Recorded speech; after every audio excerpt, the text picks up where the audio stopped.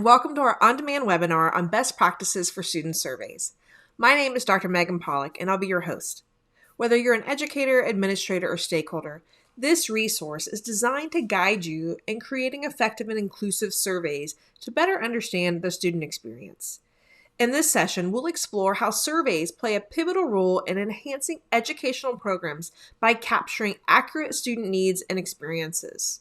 Our journey will cover the CARES principle for effective survey design and delve into 4 crucial areas for developing impactful student surveys. So let's get started on this insightful journey together to make our educational environments more inclusive and responsive to every student's voice.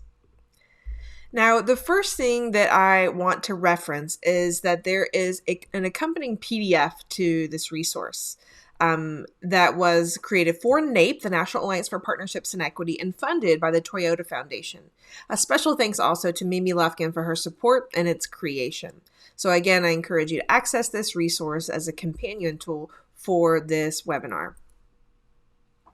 Before we get started and dive into all of the 29 best practices, let me ask you, I know you care, but does your survey? One quick and easy way to remember the highlights from this resource is the foundational CARES principle. It's a mnemonic that encapsulates the key elements of effective survey design and administration. CARES stands for concise, accessible, relevant, ethical, and simple. Concise means that we aim to respect the respondent's time by focusing on essential questions, avoiding overwhelming and deterring participation. Accessible, that means it's crucial that our surveys are easily navigable and understandable by everyone, ensuring that no student's voice is left unheard due to accessibility barriers. Next is relevant. Every question should serve a purpose, directly contributing to our survey's objectives and helping us to gather meaningful data. Next is ethical. We adhere to the highest ethical standards, respecting our respondents' privacy, obtaining informed consent, and ensuring confidentiality. And next is simple. Utilizing clear and straightforward language is key to avoiding misunderstandings and ensuring that all participants can accurately express their opinions. So adhering to the CARES principle ensures our surveys are not only effective, but also respectful and inclusive of all participants. Now let's dig a little deeper and frame the overview of the best practices. Now, when I was outlining the many best practices from the literature, I wanted to find a way to organize them and make it easier to apply them. So I've created 4 groups for your consideration. In our first focus area, design, we explore the art of crafting survey questions and structures. Effective design means creating questions that are relevant, clear, and unbiased, truly aligning with your survey's core objectives. We'll discuss how to define clear objectives, ensuring each question is necessary and contributes valuable insights. Additionally, we'll cover the importance of using simple language, avoiding leading or compound questions, and the value of pilot testing.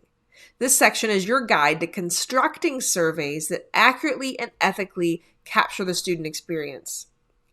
Moving on to distribution and accessibility, we emphasize reaching a diverse student population and ensuring every student can easily access and complete your survey. This section offers strategies for effective distribution, highlighting the importance of survey timing, reminders, and even incentives. We also discuss the necessity of making your survey accessible to students with disabilities, ensuring inclusivity is at the forefront of your distribution efforts. By focusing on these aspects, we aim to achieve higher response rates and more representative data. Our next critical area, ethics and sensitivity, underscores the importance of conducting surveys with a strong ethical foundation. We delve into the principles of informed consent, anonymity, and confidentiality, especially pertinent for surveys addressing sensitive topics or diverse populations. This section guides you through designing questions with cultural sensitivity and placing demographic questions strategically to minimize bias and stereotype threat. Upholding these ethical standards ensures that our surveys respect and protect participants' rights and dignity.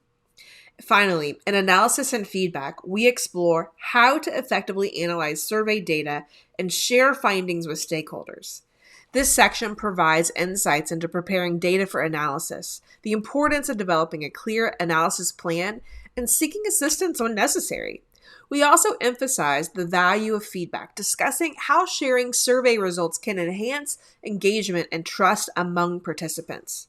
Through thoughtful analysis and feedback, we can close the feedback loop, driving continuous improvement in our educational practices. Now, in this first section of best practices, we focus on the cornerstone of any effective survey, its design. A well-designed survey not only captures accurate and relevant data, but also respects the time and cognitive load of its respondents. So let's dive into the best practices for designing your survey. First up, clear objectives. The foundation of a powerful survey lies in its objectives. Each survey should start with a clear definition of its purpose. What information are you seeking? Why is this information important? If you're focused on career and technical education and special populations, why specifically are you trying to ask this information from your students, and what are you trying to solve? A well-defined purpose guides the creation of every question, ensuring that each serves a direct role in achieving your survey's goals. So when we lead clients through process improvement protocols, surveys are usually tools that we use to identify root causes so that we can address them and facilitate meaningful change. We encourage people to establish hypotheses that they want to test to either validate or disprove. So your objective is just that, to validate or disprove your hypotheses. Now, if you don't have hypotheses and you're just gathering information, then your objective can still and should be tightly defined. Here's an example of defining clear objectives. Suppose you're conducting a survey to improve an online learning platform. Here's how clear objectives might be defined. First, purpose, to evaluate the effectiveness of the online learning platform in facilitating student learning and engagement. Your objectives might be 1. To measure student satisfaction with the online learning platform. 2. Identify specific features of the platform that enhance or hinder learning. 3. To assess the ease of navigation and accessibility of the platform for students. 4. To gather suggestions from students for improving the platform. And 5. To determine the impact of the platform on students' academic performance. By defining clear objectives, you ensure that your survey is purpose-driven and capable of collecting meaningful data that can inform decisions and actions. The next design best practice is relevant questions. Relevance is key. Every question should directly contribute to your survey's objectives, helping you validate or disprove your hypotheses. This focus helps avoid the inclusion of unnecessary questions that could extend the survey needlessly, potentially leading to respondent fatigue and disengagement. After years of working with educators, we have learned that one of the bottlenecks in our program improvement efforts is supporting educators in crafting surveys that help uncover root causes. So, design with educators' needs in mind. Our comprehensive guide and innovative survey generator offer a suite of solutions. So we encourage you to check out our CTE and STEM student survey generator to help you create a targeted survey that can help you really address and understand the root causes. If you're interested in more resources and training on this, please check the comments for more information and resources. The next design best practice is simple language. Here, clarity is your ally. Use language that's easily understood by all respondents. Avoid jargon, technical terms, or complex phrases. Tools like ChatGPT by OpenAI can assist in simplifying language, ensuring your questions are accessible to everyone. The next design best practice is brevity. Most importantly, respect your respondents' time. Keep your survey concise to prevent fatigue and ensure high-quality responses. A shorter, well-constructed survey often yields better engagement and more accurate data. The next design best practice is to avoid leading questions. Objectivity is crucial, so frame your questions neutrally to avoid leading respondents to a particular answer. This ensures that the data collected reflects genuine opinions and experiences. The next design best practice is to avoid compound questions. So here, focus is essential. Ensure that each question addresses a single topic. Compound questions which tackle multiple issues at once can confuse respondents and muddle your data. The next design best practice is pilot testing. Before launching your survey widely, conduct a small pilot test with a group of students. This step is invaluable for identifying issues with question clarity, survey length, or technical glitches, enabling adjustments that can enhance the overall survey experience. So here's an example for both pilot testing and compound questions. Imagine you've created a fantastic survey to understand student satisfaction with virtual learning. Before broad dissemination, you conduct a pilot test with a small group of students. They report confusion over a question that asks, how satisfied are you with the access to and quality of virtual learning resources and support? The feedback reveals that access to and quality of are seen as separate issues by the students. Based on this, you split the question into two distinct parts, one focusing on access and the other on quality. This simple adjustment, informed by pilot testing, significantly improves the clarity and usefulness of the responses. The next design best practice is technical reliability. Utilize reliable online survey tools capable of handling the expected volume of responses without issues. Platforms like Google Forms, SurveyMonkey, Qualtrics, and Typeform are popular choices, each offering unique features and levels of customization. The next design best practice is the use of Likert scales. For capturing nuanced opinions, Likert scales are incredibly effective. These scales, typically ranging from strongly agree to strongly disagree with a neutral midpoint, allow for a detailed view of respondents' attitudes. Now, many people want to skip the neutral midpoint because they think that they don't want people to have a neutral opinion. But the research shows that it is a more effective data analysis tool for you to include a neutral midpoint. So, as an example, suppose you're evaluating student attitudes towards a new online learning platform. We'll kind of keep with the theme here. To gauge the nuance of their opinions, you use a Likert scale with statements like, the online learning platform is easy to navigate. Respondents can choose from strongly agree to strongly disagree, including a neutral opinion. This approach reveals not just positive or negative attitudes, but the strength of those feelings, providing clear direction or improvements. Now, if you're curious about Likert scales, there are lots of different kinds of Likert scales. Here on the screen are some examples. So you can measure satisfaction, agreement, frequency, quality, or likelihood. These are, again, just some examples, but again, all of them have this neutral midpoint for you to include for, again, stronger data. Now, the next design best practice is consistency in scales. So you want to maintain uniform scale directionality across your survey to facilitate accurate measurement and comparison. Now, what this means is that you're not going to have strongly agree on the right side for half the questions, and then you're going to switch strongly agree to the other side for another set of questions. That's not consistent. If people kind of get into the rhythm of selecting, one side, you again want to have that consistency, that the positive side or the agreement side is always going to be on one end and the disagreement's always going to be on the other. The next best practice is positive language. Wherever possible, use positive language in your questions. This approach simplifies understanding and avoids the cognitive load associated with processing negatives or double negatives. The next design best practice is varied question framing for validation.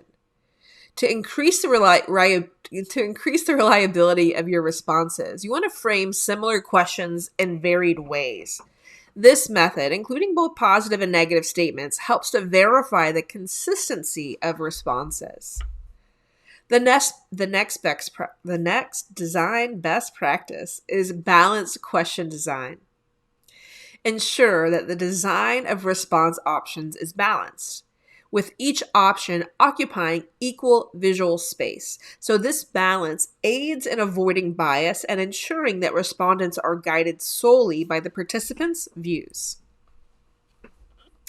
The final design best practice is strategic question placement.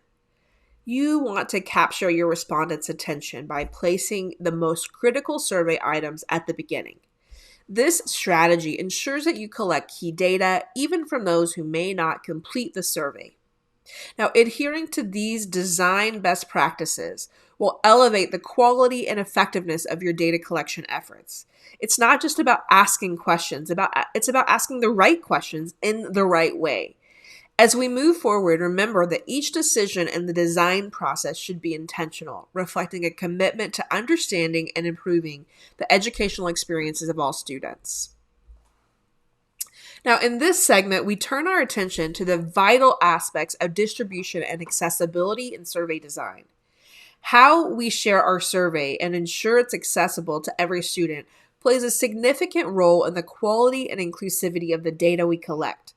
Let's explore best practices to make sure our surveys reach as many students as possible and allow everyone to participate. First up, multiple formats. Diversity in survey formats is key to accommodating the varied preferences and access issues of our student body. Whenever possible, offer your survey in multiple formats, such as online for digital ease and paper-based for those with limited internet access. This approach ensures that every student has the opportunity to participate regardless of their access to technology. So as an example, ensure that your survey reaches all students, including those with limited internet access. To do this, you distribute both online and in paper format.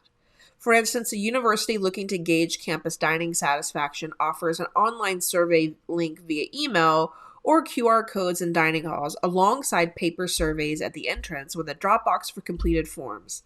This dual approach results in a higher response rate and more inclusive data. And look, I hear you. You're thinking, no, I don't want to have to type in all that data. But best practice shows that multiple formats is going to help you, again, have a higher response rate and more inclusive data collection. The next distribution and accessibility best practice is accessibility. So you want to ensure that your survey is accessible to all students, including those with disabilities. This is a fundamental requirement. This might mean providing surveys in alternative formats such as Braille or large print, or offering assistance to those who need it. Accessibility features on digital platforms such as screen reader compatibility and alternative text for images are also crucial. Making your survey accessible underscores the principle that every voice matters. So as an example, say that you have a survey for campus accessibility issues, and you ensure that the online form is fully accessible, including to those using screen readers and to those who experience color blindness. You also provide a version with larger print for those with visual impairments and ensure there's a straightforward way for students to request other formats if needed. This level of accessibility consideration ensures that all students, regardless of disability or ability, can share their experiences and contribute to making the campus more accessible for everyone. The next distribution and accessibility best practice is timing and scheduling. The timing of your survey distribution can significantly impact response rates. To maximize participation, avoid busy periods like exams or holidays and align the survey distribution with the academic calendar. A typical duration for survey availability is 1 to 2 weeks, providing ample time for participation without lingering so long that it's forgotten. It also gives a little bit of urgency, like, oh, I need to do this now and not put this off. The next distribution and accessibility best practice is to send reminders and follow-up. To encourage participation, plan to send 1 or 2 reminders during the survey period. These reminders should be spaced out and sent close to the survey's closing date. A gentle nudge can significantly increase response rates by catching those who intended to participate but hadn't yet found the time. The next distribution and accessibility best practice is to offer incentives. Offering incentives can be a powerful motivator for participation. Whether it's a chance to win a prize or a small reward for completing the survey, ensure that any incentives are ethically appropriate and do not coerce participation. The goal is to encourage, not compel, honest and thoughtful responses. The final distribution and accessibility best practice is personalized correspondence. Personalization makes communication more effective. Whenever possible, address the survey invitations and reminders personally. Instead of like dear student, write dear name, right? Use form field merge and things like that. This touch of personalization can significantly enhance engagement and shows respondents that their input is valued on an individual level.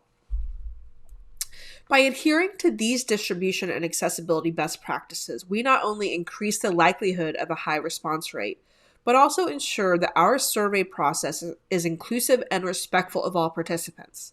Remember, the goal of our survey is to gather data that reflects the diverse experiences and needs of our entire student population or whatever population that we're studying. So ensuring that every student can participate and feels valued in the process is crucial to achieving this goal.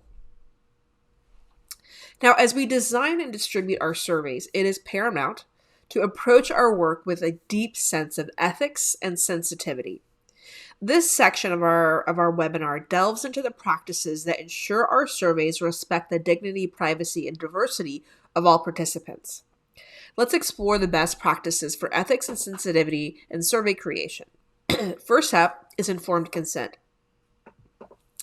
At the forefront of ethical survey practices is obtaining informed consent. It's crucial to clearly explain the purpose of your survey, how the data will be used, and any measures in place to protect confidentiality. So this transparency allows participants to make an informed decision about their involvement. For surveys including minors, obtaining consent from parents or guardians is also necessary. So ensuring that consent is informed and voluntary upholds the respect and autonomy of each participant. Now, in a school setting, if you were trying to understand and improve, whatever programs you have on campus, there is some informed consent sort of already built into the student sort of participation level. But if you're doing a massive research study, and you have institutional review board approvals, informed consent is highly critical and necessary. If none of these words make sense to you, that's okay. That may be more advanced than you need right now. The next ethics and sensitivity best practice is to allow anonymous responses. Anonymity can be a significant factor in encouraging honest and open responses, especially in surveys addressing sensitive topics or seeking feedback. When designing your survey, consider whether anonymity is essential and, if so, ensure that it's maintained. Anonymity helps participants feel safe in sharing their true thoughts and experiences, which in turn enriches the data collected. An example for anonymous responses: in a survey asking students about their mental health during the semester, you decide to make responses anonymous to encourage honesty and to reduce potential stigma. So to maintain anonymity, you avoid collecting any personal identifying information and reassure participants in the survey introduction that their responses cannot be traced back to them. This practice leads to a higher response rate and more candid disclosures, providing valuable insights into student well-being. The next ethics and sensitivity best practice is to keep in the forefront ethical considerations. So ethical considerations are particularly crucial when surveys touch on sensitive topics or involve small demographic groups. It's important to handle such data with the utmost of care, report responses responsibly, and ensure that the privacy and dignity of participants are preserved. Seeking approval from an ethics committee can provide valuable guidance and reassurance that your survey meets the highest ethical standards. The next ethics and sensitivity best practice is to maintain cultural sensitivity. Recognizing and respecting cultural differences is essential in the design and administration of surveys. Questions should be crafted to be culturally inclusive, avoiding language or assumptions that could perpetuate stereotypes or bias. Being culturally sensitive ensures that your survey is accessible and meaningful to a diverse participant base, allowing for a richer and more nuanced understanding of the data collected. Here's an example. When designing a survey on student experiences about campus inclusivity, you include questions about cultural events and representation. To ensure cultural sensitivity, you consult with student groups from diverse backgrounds to review your questions. Their feedback leads you to rephrase a question from, "Do you feel your culture is represented in campus events?" to, "How well do you feel campus events represent a range of cultures, including yours?" This rephrasing acknowledges the diversity of student experiences and avoids assuming a baseline of representation. The final ethics and sensitivity best practice is placement of demographic data questions. Placing demographic questions at the end of your survey is a strategic choice that minimizes the risk of stereotype threat. This is a phenomenon where individuals might feel at risk of confirming stereotypes about their social group. This careful placement helps ensure that participants feel comfortable and judged of their responses rather than their demographics. So when anonymity is not a primary concern, using identifiers like student ID numbers for demographic cross-referencing can maintain confidentiality while allowing for detailed analysis. We always encourage, especially when you're trying to understand students and their needs and experiences, we recommend being able to disaggregate by more than just gender. You want to disaggregate at the intersections of gender and race and other kinds of things. So that kind of data is important, but always ask it last. And if you don't have to ask it, if you can use a student ID then and cross-reference, then that's going to be a better solution for you. And wrapping up, the ethical and sensitive handling of surveys is not just a best practice, but a fundamental responsibility. By embracing these principles, we ensure our surveys are not only effective tools for gathering data, but also instruments of respect and inclusion, reflecting our commitment to the dignity and diversity of all participants. Now, in the final phase of our survey process, we focus on analyzing the data collected and providing valuable feedback. This step is crucial in translating the responses into actionable insights and closing the loop with our participants. Let's delve into the best practices for analysis and feedback that ensure our surveys not only collect data, but also contribute to meaningful change. So first up is a data analysis plan. The first step towards effective analysis is developing a clear and straightforward plan from the get-go. This plan should outline how you intend to analyze the data to answer your research questions. In today's digital age, leveraging AI tools for analyzing open-ended responses can be incredibly powerful. These tools can help identify patterns, sentiments, and themes that might not be immediately apparent, providing deeper insights into the respondents' perspectives. Here's an example. When planning to analyze survey data on student preferences for course formats, online, hybrid, and person, you outline a plan that includes descriptive statistics for overall preferences and cross-tabulation to examine preferences by major. Recognizing the potential for open-ended responses to provide deeper insights, you also plan to use text analysis software to identify common themes and sentiments. This structured approach to analysis ensures that you can effectively interpret the data and make informed decisions on course offerings. The next analysis and feedback best practice is data preparation. Once your survey is complete, the next step is to download the data from your survey software and organize it into a structured spreadsheet. This organization is vital, and it prepares your data for analysis, allowing for more efficient and accurate interpretation. Given that most survey tools offer limited analysis features, especially for disaggregated data, setting up your spreadsheet in a way that facilitates your analysis plan is crucial. Now, if you're thinking, I have no idea how to do that, the next step is to ask for help, to seek assistance. Data analysis can be daunting, particularly if you're not familiar with statistical methods or the software that you're using. It's important to remember that seeking assistance is not only okay, but encouraged. Whether it's guidance on setting up your spreadsheet, using statistical software, or interpreting the results, asking for help ensures that your analysis is both confident and accurate. There are many resources available, from online tutorials to academic consultants, so don't hesitate to utilize them. The final analysis and feedback best practice is feedback and follow-up.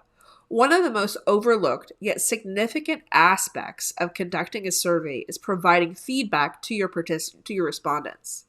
Sharing the results and what actions you plan to take based on the feedback can greatly increase engagement and trust in the process. It shows respondents that their input is valued and has a tangible impact, which can encourage participation in future surveys. This feedback loop is essential not just for transparency, but also for fostering a sense of community and collaboration between you and the respondents. In summary, the analysis and feedback stage is about more than just crunching numbers. It's about understanding the story behind the data and engaging with your respondents in meaningful ways. By following these best practices, you ensure that your survey is not only gathering data, but also contributes to informed decision-making and ongoing dialogue with your participants.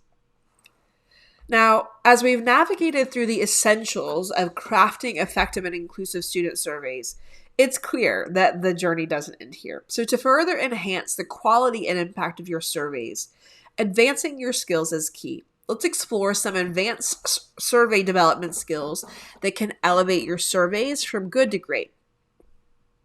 And again, these are skills that you learn. So it's not something that you could just pick up, right? Most likely. So firstly, questionnaire design expertise. Beyond basic question construction lies the art of designing questions that accurately measure what they're intended to. This includes using advanced question types such as matrix questions, slider scales, or rank ordering, and designing adaptive questions that branch based on previous responses. Mastery in questionnaire design allows for a deeper and more nuanced understanding of student perspectives.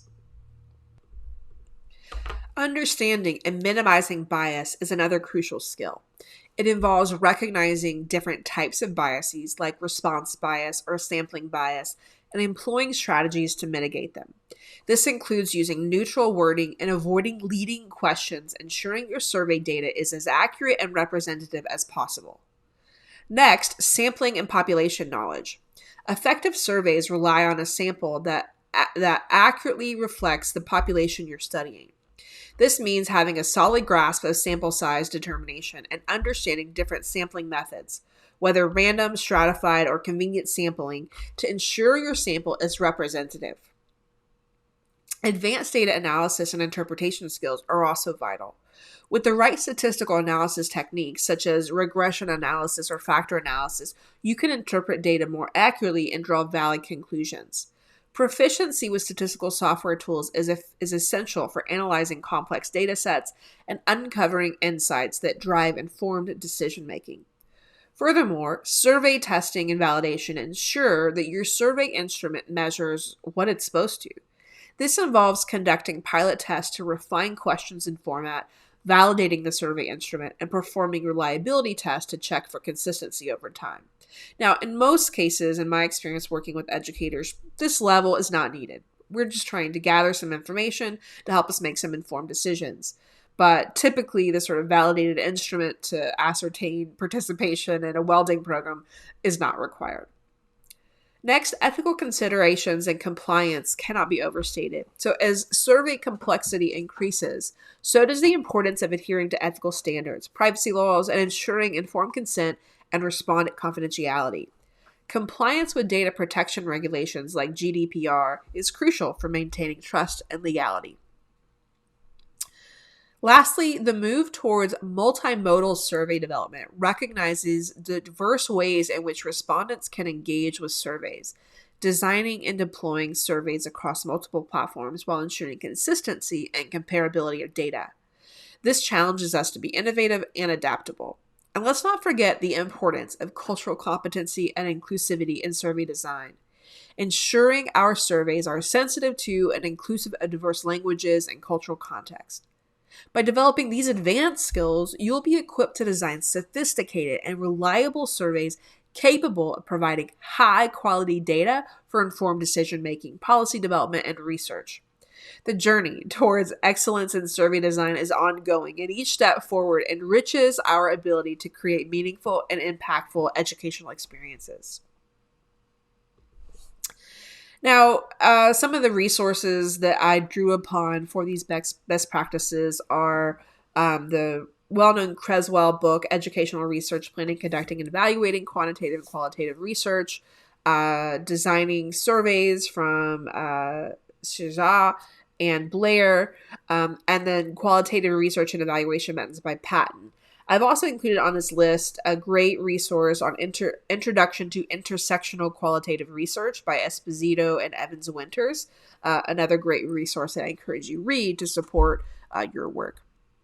And remember, a quick and easy way to check in is to ask if your survey cares. Is it concise, accessible, relevant, ethical, and simple?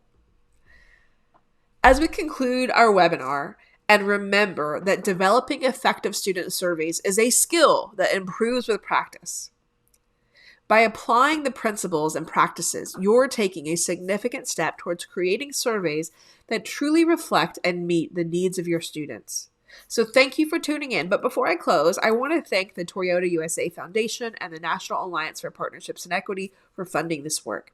We hope you found this information valuable and feel inspired to implement these best practices in your future survey projects. Thank you very much.